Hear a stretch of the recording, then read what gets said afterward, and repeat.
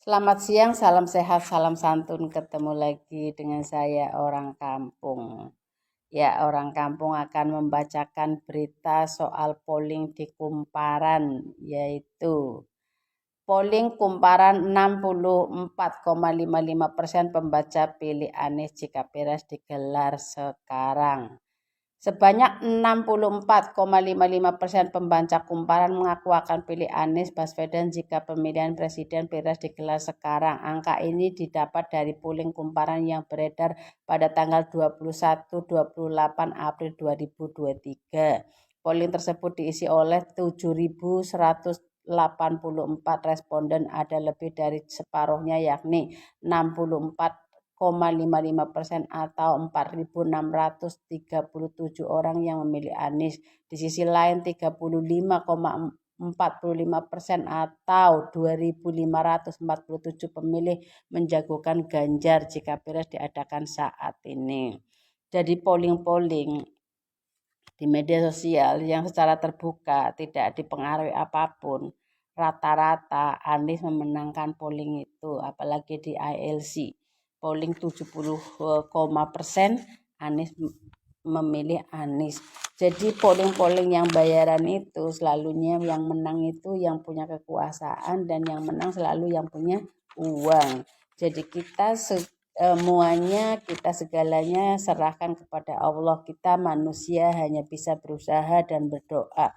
Semoga Indonesia ke depan akan lahir pemimpin yang benar-benar mencintai bangsa ini dan ingin memajukan bangsa ini, bukan pemimpin petugas partai yang hanya ingin membesarkan terah mereka, yang hanya ingin bekerja untuk membesarkan nama bos mereka. Karena Indonesia adalah negara yang besar, negara yang kaya raya. Perlukan pemimpin yang tegas, pemimpin yang independen, pemimpin yang benar-benar ingin menciptakan keadilan, yang benar-benar ingin menciptakan kerukunan sesama masyarakat. Jadi kita serahkan kepada Allah, kita manusia hanya bisa berusaha. Karena kita tahu Anies musuhnya tuh bukan musuh ringan, musuhnya musuh berat. Lawan Anies bukan Ganjar, bukan Prabowo, tapi para konglomerat, pada para pengusaha dan juga kekuasaan. Jadi bukan mudah untuk Anies untuk menjalani kedepannya untuk kompetisi seperti 2024, karena musuh-musuh Anies adalah musuh-musuh yang sudah nyata, yang pernah dilawan adalah musuh yang besar. Jadi dari akibat dia berani melawan orang-orang besar itu, hingga hari ini dukungan pun untuk mereka sangat menakutkan, karena mereka takut jika Anies berkuasa mereka akan terganggu bisnisnya, mereka akan terganggu usahanya.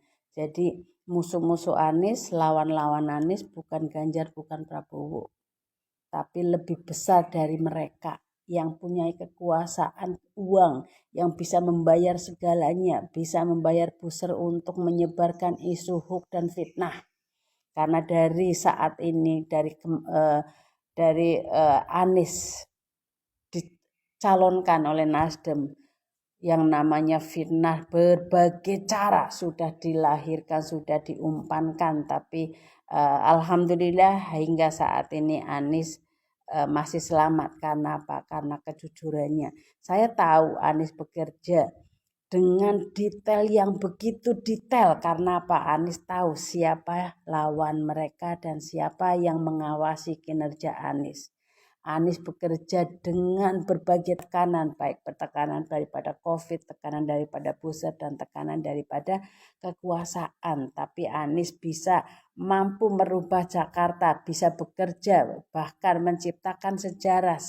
Jakarta menjadi kota terbaik dunia, bahkan JIS yang sudah dirancang berpuluh-puluh tahun bisa dibuktikan, bisa diwujudkan oleh Anies yang hanya kerja 5 tahun dengan berbagai tekanan.